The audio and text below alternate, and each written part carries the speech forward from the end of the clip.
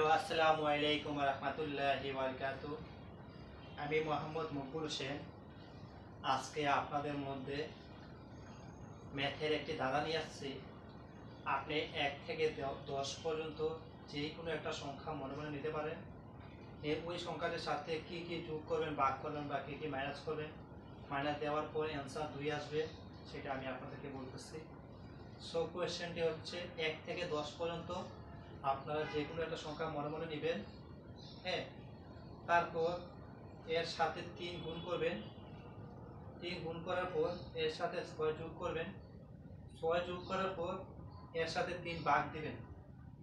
3 ভাগ দেওয়ার পর যে ফলাফলটা আসবে, প্রথমে যে সংখ্যাটা মনে মনে নিছেন ওই সংখ্যাটাকে ওই ফলাফল থেকে মাইনাস করে দিবেন। মাইনাস করার পর অবশ্যই অ্যান্সার 2 আসবে। যদি আপনাদের কারো জানা না থাকে তাহলে অবশ্যই প্র্যাকটিস করে দেখবেন, ইনশাল্লাহ অ্যান্সার 2 আসবে।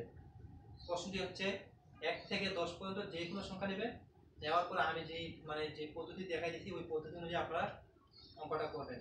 ওকে, আল্লাহ হাফেজ, আসসালামু আলাইকুম।